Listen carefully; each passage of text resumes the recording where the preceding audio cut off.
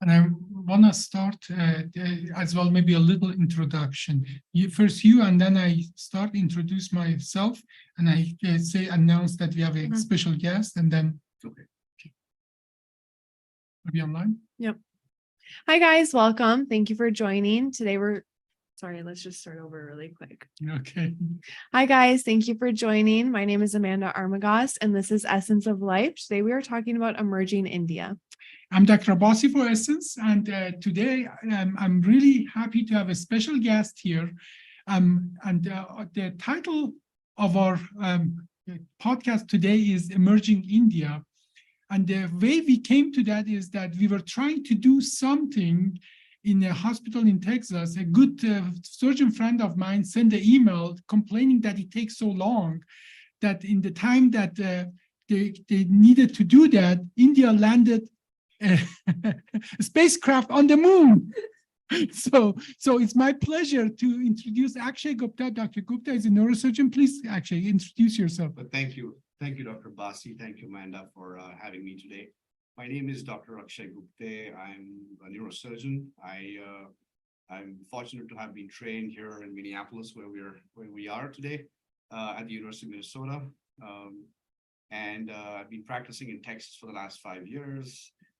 Looking to expand my horizon now and working with the community back in India again, and trying to be with my family there and do some good work there.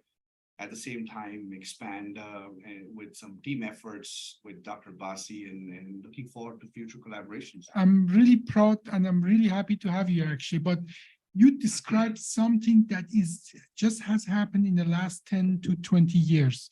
That is the back immigration from people who are trained in the United States. Amanda broke something, everybody. Far away. So this is a new trend that highly educated people like yourself, who came from India, China, and other countries, there is a trend to move back. Right. That has never, ever happened. And it happened not for every country. It happens especially for China and India. Yeah. Now, I want to know a little about, you're a highly accomplished surgeon here in the United States, and you could go almost anywhere in the United States and you can work here and you can have a very good life. Number one, if you don't mind, I want to go a little through your history about how you got here. Tell me a little about your education back in India, and then educate us a little about what your history was before you moved to the United States. So I've been fortunate to have well-educated parents who've always reinforced the value of educating oneself and pushing yourself to the next level from an academic perspective.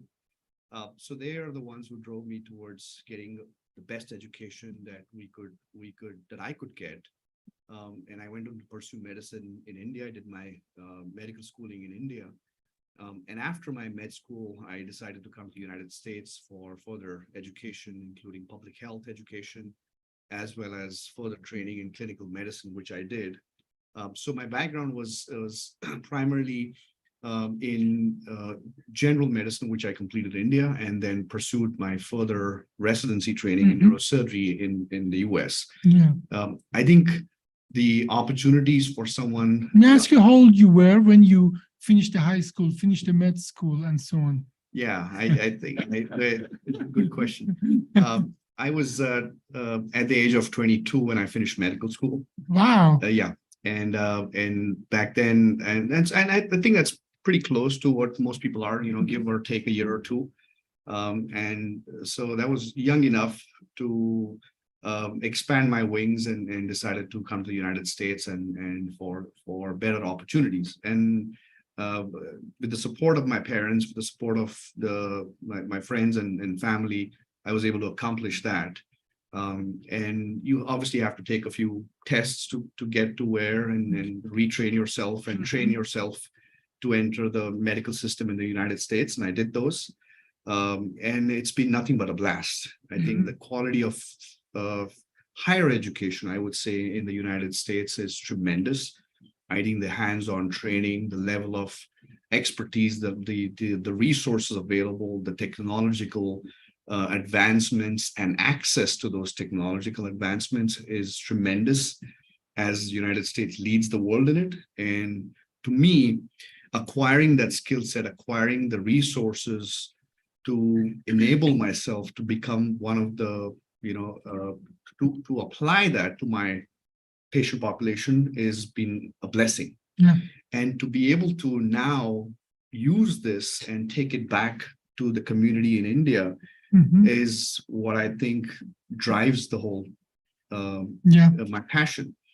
India is home for me, and my parents are there, and I'd like to reach out to the community and work with them, and also spend time with my family back in India. However, I still feel like the world is now global yet local. Yeah. So it doesn't matter where you live, doesn't matter what you do. Yeah. You could still work in one place, you could live in another place, you could work in a third Mhm. place. And I think because the world has become such small, Yeah. I would like to establish myself and become a transcontinental surgeon. Yes, Why not? that's a good name. Let's use it. Transcontinental surgeon. We are going to trademark that. Yeah. Now, there is something that I have heard often, and I want to dissect that. And I Sure. think it's no different for Persian versus Indian. That people say, oh, Persians are all the best educated people. As a matter of fact, the Persian people in United States diaspora have the highest number of university degrees and so on and so forth. They say Persians are smart and so on, or Pakistanis are smart, Indians are smart. I think people all over the world are equally smart, Mhm. but there is a difference. All the well-educated and smartest people from Iran moved to United States. Everybody who could move, because it's not an easy process to move. You have to have resources, you have to be smart, you have to be at the level that you can go through all this burden. And make no mistake, United States is benefiting from that. Mhm. For a long time, the whole world created people, the smartest, the most ambitious, most motivated of them went through all the hurdle and came to United States. Now, as American, I think it's for us scary that these people who came to us, we educated them, they used to stay here, benefit us, now they're moving back. I was thinking the same thing when you said that, because it's never been that people come to the United States and then, in my view, it's always been the goal to come to the United States and to Yeah. have, like you said, better opportunities, better life. So what does that mean for us if people are coming here but then moving back home, which is pretty common? And this is good for the rest of the world, though. Yeah. I mean, we just discussed when we were getting a coffee that the quality of life has become pretty good, and that is, I think, what people care about. They care about the quality of life. Now, so you finished your med school at the young age of 22, and then did you come to US right away? I did. I came right away. I practiced, or I completed my graduate program in public health at the University of Minnesota. And then I started my clinical training in general surgery and then neurosurgery. So it was an early age. Yeah, but when did you start your neurosurgery? How old were you when you started your neurosurgery you residency? can add another 4 or 5 years to that. Yeah. But I think it was, again, a fairly young age, which I think is close to, because of the public health program, I think I was close to the average neurosurgery resident age in the United States. It's coming back to what you guys were pointing out before is, we talk about reverse brain drain. It's like brain drain is when people leave their country, go somewhere else. We call it reverse brain drain, is people heading back. Mhm. I think the opportunities, especially in India, I can talk about India because that's what that's my home, is tremendous. India has emerged, is now almost the next superpower. The kind of advancements I see, the resources that are being pumped into the system, the need for people to want to be the next, the next man up and be, and do something good and provide the resources for that, and people valuing those quality. I think all of us, helps that for the entire nation to grow. Yeah. So overall, the opportunities are starting to become, massive. Mhm. I think it's opportunities not just for me who actually once is been from there and considers that as home, but for someone in the United States that has trained here, has lived here. Yeah. That's an opportunity for someone like them to actually go and practice in India too. Yeah. Yep. And so I wouldn't necessarily limit it to, okay, these are the only, homegrown people who want to go back. I think it's an opportunity for the entire world to step in India and nations like Benefit India from the and market, benefit from them. from emerging market. Yes. Because the community will also benefit from them, the expertise, the level of technology that's available here. Mhm. There's a couple of hospitals that I know that have the technology, but they don't have the right people to use the technology. Right. Isn't it the opposite, right? Most Yeah. surgeons here, we would ask for a certain piece of technology, and then we have to go to the bureaucracy of the hospital system to acquire the technology down the line. It's sometimes the opposite in India. They have the technology, but they don't have the right people who are trained. So I think, it's just a place where we could go and the entire world can go and expand and Yeah, do a lot. And I think most of the people should know that India is the largest democracy, true democracy in the world. I mean, democracy is always messy. And a country of 1.4 billion people, I can imagine that the democracy there is even messier than our democracy here in the United States. But what I think what makes it different in India to China is a democracy is more or less is something we know, we appreciate, we can deal with. It's predictable in a way that at the end of the day, it is not the mood of one person or another, one party or another that dictate the future.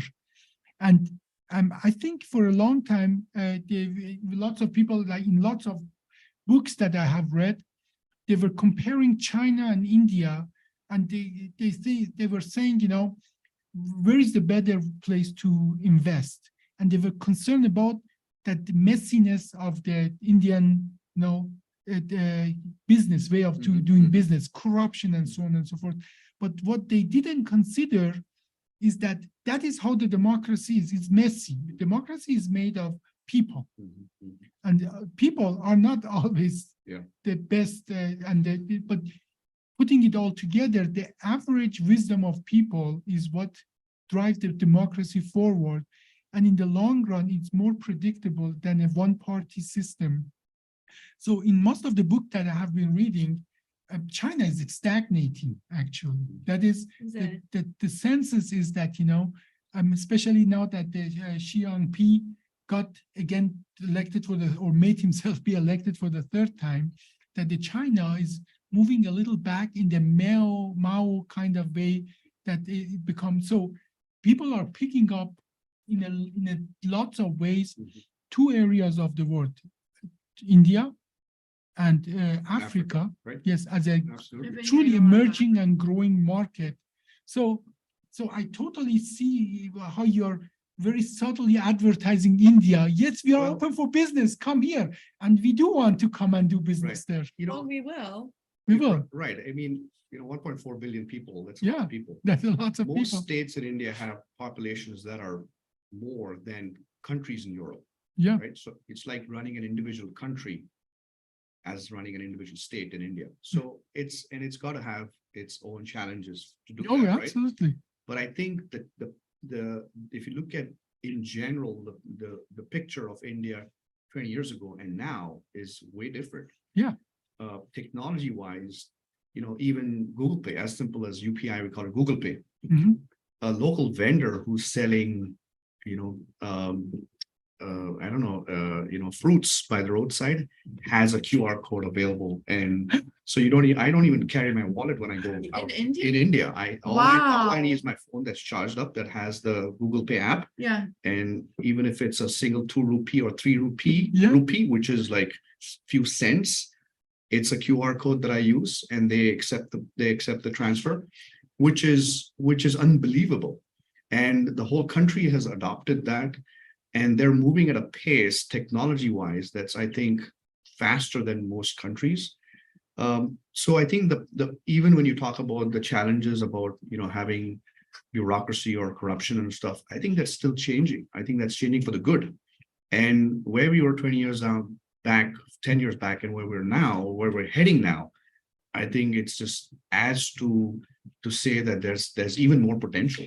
And there's certain parts that are untapped, which is where I think healthcare is untapped, which I think we can bring not only someone who's like me, who's trained here and wants to probably do some good work back then, but even for foreign nationals, for foreign corporations, or even NGOs, everyone, to do some good amount of work, because there's a lot of need, there's a volume to support that, and now there's demand.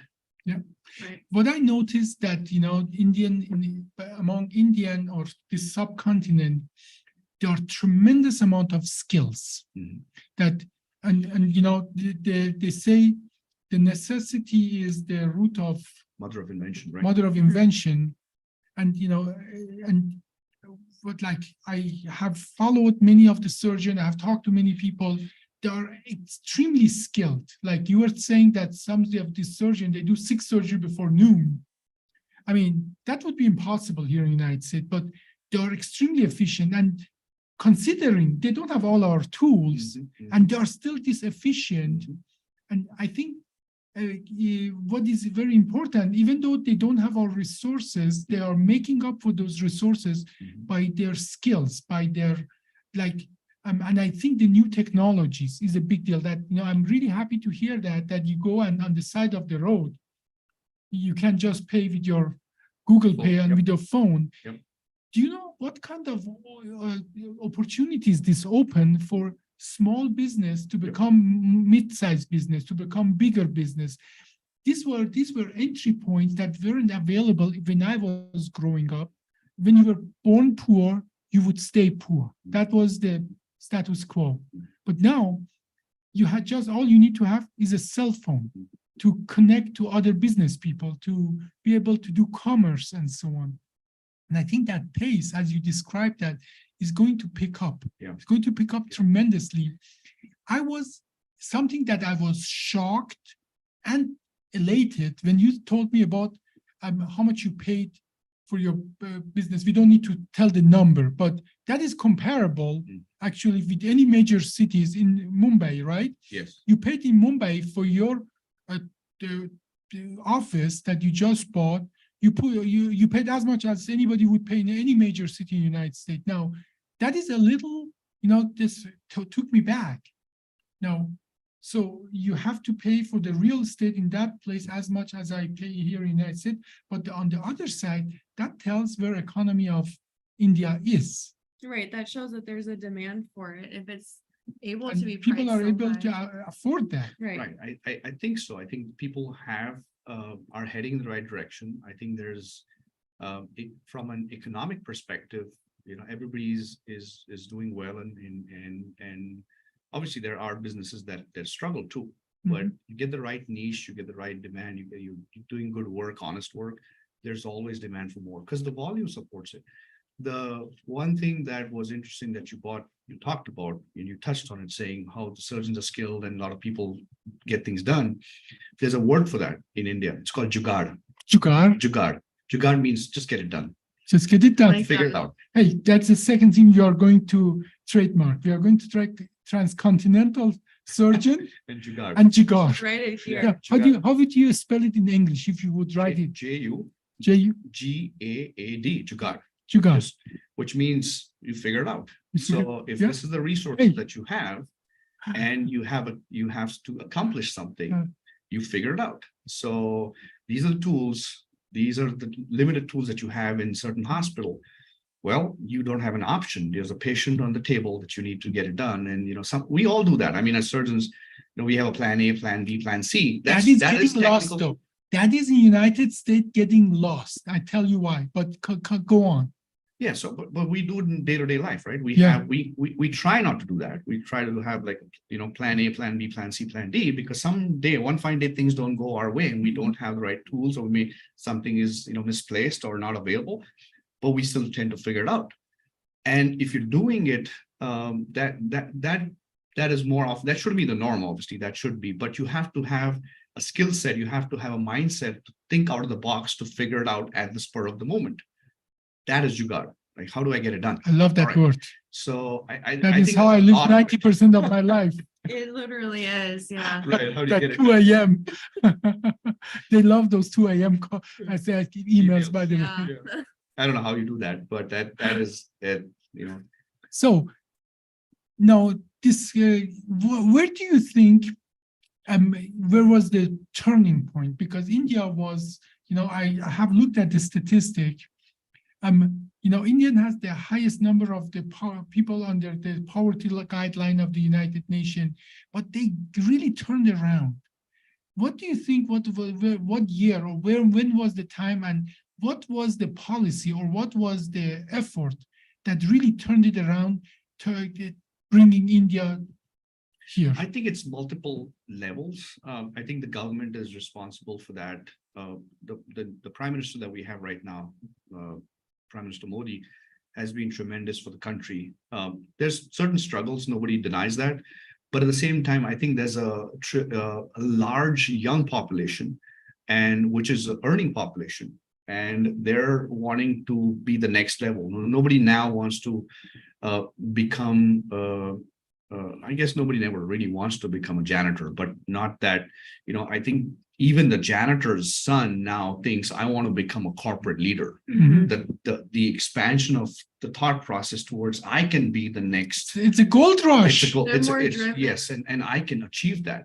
And what the government has done is they've made things available for the lower class, and they've tried to give the similar resources in terms of education, different programs. Education. So even a janitor's son can now afford to get a decent education and can think of dreaming big, Right. to saying, I can tap into this. And if I'm tap into this, I can become a software engineer, I can join a startup, and I can become the next Uber. That dream we're not, people are not dreaming that before, but now everybody dreams that, which pushes everyone to work harder and wanting to be that. And having a tremendous amount of young population is the key. Obviously helps. Obviously Obviously helps. helps. So I think that is all why everything is changing. Now, I know that you guys have some universities that are at par with highest places. Like there was a technical university. IIT, which is Yeah. called the Indian Institute of Technology. This and is right it's- at par with MIT, and that there are lots of exchanges and so on. So the skill, the intelligent, the young people with motivation exist. And in the United States, unfortunately, I have sometimes the feeling that we sometimes our dreams are not really at par with the younger population in other countries. Like I have the feeling that we have a little bit of a stagnation of dream in our motivation to get to a bigger, like dreaming really big. Okay, I'm here, but I want to be somewhere else. I think lots of those the young people, when you have the gold rush mentality that say opportunities are there, they're willing to work really hard. Now, don't take me wrong on that, but I hear a lot of what is work-life balance and so on. Mhm. Many times when I hear that, it is about that I want to earn a lot, but I really don't want to work hard. And unfortunately, I see a lot of this younger folks here. They want to get rich fast without really working for that. But what I see in lots of these emerging, like emerging India and other countries, is that there's this population of young people that are not afraid to invest their whole life in something that they believe in. So, and that is, for me, actually makes me extremely happy, because we talked about that. I would love to expand to India with our technique, what we are doing. Okay, that is a strong India is a strong business partner. Make no mistake, though, for some very old-fashioned people, they are afraid of having strong other countries, and they're afraid that we are going to lose business to them and so on. But I think this emerging India is going to play a much bigger role in the next 10 or 20 years. Now, what do you think? What are the big things you think is going to happen in India in the next 5 to 10 years? Are we talking from a healthcare perspective? both economy, country, healthcare, and as well, I would love to have your take on BRICS and on the BRICS. You know, you're familiar with the Yeah, BRICS. right. So, what do you think? Where is India heading in the next 5 to 10 years? I think from a global level, people talk about India as a developing country. I think we're already developed at that point. Mhm. That we're no longer what we're now like the fifth or sixth largest economy, which is not it wasn't the case in the past. I think it's just you talk about the international space programs, the different programs that are being conducted. From a sports perspective, from economy perspective, transportation, everything. I think there's a boom. And I think, and from a goodwill perspective, let me bring a different perspective. Goodwill perspective. I know there's a lot of unrest around the world that's going on right now, Yep. and always goes on. And so India's always partnered with the intention of bringing goodwill to no matter what side is suffering, and trying to uplift their people, because ultimately you want everybody to be at peace and do well. Mhm. So they've always invested in infrastructure in other countries and trying to bring up their people and bring partnerships. I think from a global partner standpoint, I can see India is heading that way. From a healthcare perspective, when you talk about what's the as I see closely now the Indian scenario, there are corporates coming up, multi-city hospital corporate organizations coming up. But also I see centers of excellence that will have to be emerging, which, if you have a knee replacement center of excellence, I can see people all over the country coming, and that would be almost like a small city all they're doing is knee replacements, for be it straightforward ones to complex ones to revisions, and having an entire army of people surrounding that disease pathology to give you the best outcome, the best recovery. Yeah. I see that happening. And I think not only in India, but it's also happening in the United States, right? Yeah. You have, stroke, Yeah. centers for stroke, for rehab and for cardiology and cardiac care. And I see that similarly happening in India. There are centers for, eye, ophthalmology and so forth right now. Mhm. But I think that is where India or healthcare is heading towards. Mhm. And that's an opportunity, I think, for all. For sure. No, you please go ahead. Well, I was just gonna say, think of that large population. If there's these centers of excellence, Mhm. all the children and all of that younger community is gonna be growing up and seeing these centers of excellence and having the ideas and bringing new technology and things like that. So it definitely will benefit the rest of the world. So how is the healthcare in India is organized? It just run me a little through that. People who are in the United States, we have like Medicare, Medicaid, government insurances that when you're older, you're in it. Most of the people have their health insurance through their work and so on. Yeah. And so, and we have a good understanding how it works here, but Right. how is it in India, So, the healthcare organized? And that's changing as well. I think maybe about 5 or 10 years ago, primarily was out of pocket private pay. And now the economies and people are changing towards insurance-based payments.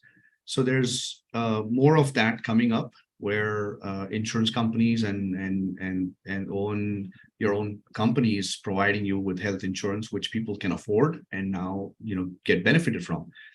But primarily it's out of pocket pay, Yeah. which is why Is it still out of pocket? it is primarily, because if Okay. you consider mass population that lives still in the rural areas, that's still people still are paying out of their pocket, which is not quite affordable to most. So then it's a competitive market to do good work. But at the same time, I think that's where the jugaad term comes in, right? You don't have a lot of resources. How do you still get them better? How do you Yeah. do that?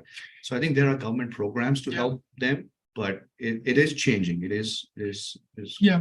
There's some problem in United States that I think, and the problem in United States is you get 5% more value, but you have to pay $2 million to get that. Like you get a big machine that helps you in the war for something and so on, a navigation machine, a robot and so on. Just the maintenance fees for that is like $1 million a year. Mhm. Okay.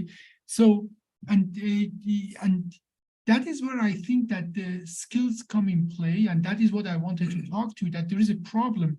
We do have a problem in the United States. The healthcare has become really more and more expensive because somebody comes with the idea that this machine is good or this method is good and so on, and that costs us another $1 million, another $2 million. It becomes almost unaffordable, but then the industry pushes for that. That becomes, in their mind, standard of care, and that's what you have to do. Like, I was just recently in a conference. They have a new method of doing surgery that it requires 5 pieces of equipment, each of them $1 million with a $300,000 maintenance fee annually and so on. Whereas when I was there, I showed them in the set, I said, all you see here, just a small tray, is all you need to do this surgery. And by the way, that surgery, I'm talking about the Olive procedure, is all you need is a handful of set of instrument and skills. And I think that comes in an emerging market like yours even more handy, because skills, I'm repeating myself, are there already. And you don't need to have a $5 million robot to perform the surgery. And especially if you have to do 6 surgeries to survive in a day, those additional instruments, they just add more to your cost to the cost and time. Right. I think you bring up an important point. You have to be cost mindful, no matter what country you're in, whether it's United States or India or anywhere. You have to be mindful and avoid waste of resources. I think that every surgery, every skill set, every technique has the right tools that you need. You can always overdo them, or you can always underutilize some. But I think there's a balance that has to be achieved. What's hard for us to see as doctors, as surgeons, is when that balance is disrupted by management authorities or by regulatory insurance authorities that say you have to do this in order for this. And that's the balancing. Oh, I don't need to, right? Or sometimes, the minimum is you need to do is this. And you're like, you have more freedom as a doctor in India than you have here? Or tell me about your work as a doctor in India. I think it's so I do think from a regulatory standpoint, I wouldn't say freedom is the right word, but there's different way of working. I know a lot of surgeons have their own instrument trays and that they carry from place to place because the hospital itself is not equipped to carry so many instruments or don't have the capacity, which is a burden on the surgeon to bring their own instruments and operate and take them back and keep them processed and so forth, which is not the typical case in the United States. So that's. But I would love to do that in the United States because I know what you think doing it for every day for every case, you would try to. Yeah, I know it's a burden. It sounds like a burden, but that many times I have been in situations that what I need, exactly what I need, it's not there. And whereas, I'm not even allowed to bring my own instrument. Right. Okay. It used to be when I started, I could actually bring my own instrument. Now they make a big fuss about if I bring my own instrument, it has to get approval from here and there and bring this paperwork, that paperwork. It's just a piece of metal. Yes. That's all what it is. I think India is maybe 15 years behind in that process. I think they will. They will. So there is an evil administration will rise as well in India. Globally, you cannot stop management no matter where you are.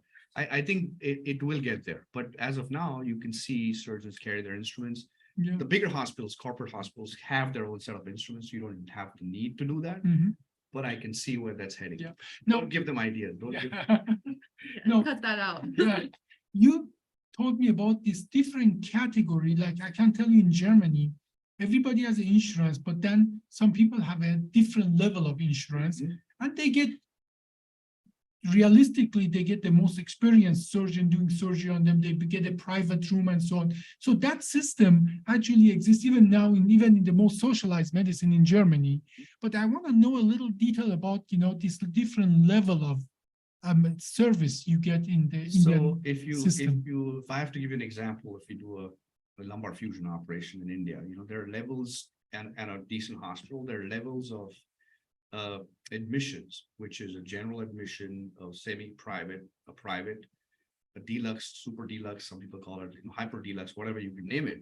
Oh, wow, so many levels. Right, and that depends on the kind of room that you get, the kind of help that you get, the kind of nursing, I wouldn't say care, but the facilities, you may have this deluxe room may have place for your entire family to stay overnight, accompany you there with the room, and that's the additional resource that's being available as space to you.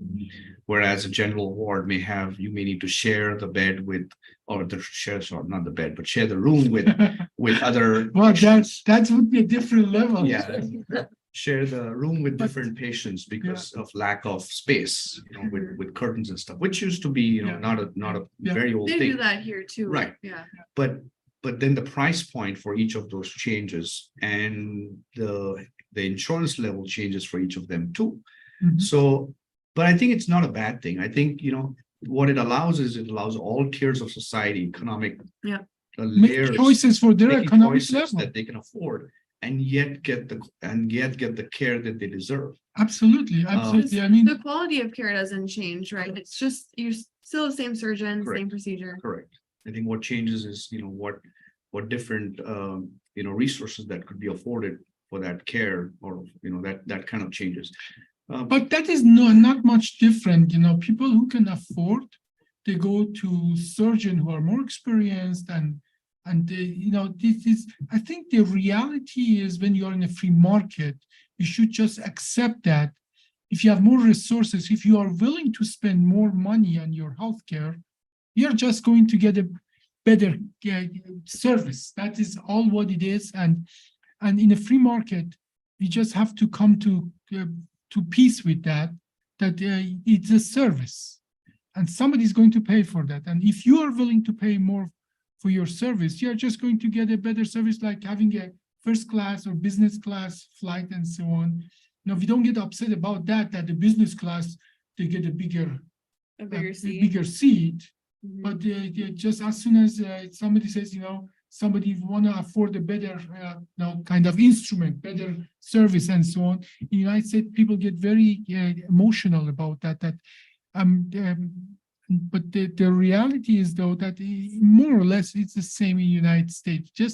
We just don't define it as in hospitals. We don't have those. Every Classification. Yeah, we We don't did. have this I classification. thought we did do that at the Maple Grove Hospital for maternity. Like, I thought if you wanted to pay more, you could have a huge private suite, Mhm. where if you just paid the standard, then you got a normal room. Yeah, I mean, I still remember in many of the places that I have been practicing, they had double room and so on. But in most of places, actually, they got rid of Yeah. it Mhm. because of the stigma was Privacy thing. and- Yeah, Yeah. stigma I think- attached to that. Yeah, I think, but you have to. It's the population is so large, Mhm. not everybody's affordable, but you still want to get even the Yeah, non-affordable taken care of. So you do the best you can to accommodate that, I guess. Now, we did a study on, the income and growth of the economy Mhm, in India. India was pretty much on top with the growth. mhm. It had one of the highest growth. Like China was very high Sure. for a long time. They're plateauing. Mhm, There are some other emerging markets, including India, that are really actually they're speeding up, and some African country and so on. So for everybody, if you have a fantastic idea and you want to expand, I think for the next 10 to 15 years, India is the right place to be. Until the admin come. Until the admin comes, exactly. Excellent. Well, I think, that this was a very good conversation. Thank you so Yeah, much. thank you for having me, actually. and it was fun, and looking forward towards collaborating with you in India and here in the US and transcontinental collaboration. Yeah. Right, And transcontinental. on my blog, I have a lot of Indian followers. Yeah, you do. So please put it on my blog on I will. Facebook. And if in India, if anybody in India need a neurosurgeon, what is the name of your practice? Ekvira Neuro. Equiron Neuro. What's the location? Give us a little It's information. going to be in Mumbai and Pune, which is Mumbai and bigger Pune. cities. in So India. we get the link to your webpage Yep. and so on, and we'll put it on our thing and make sure that this podcast makes it to neurosurgery case review. Thanks, So Charlie. yeah, thanks, Charlie.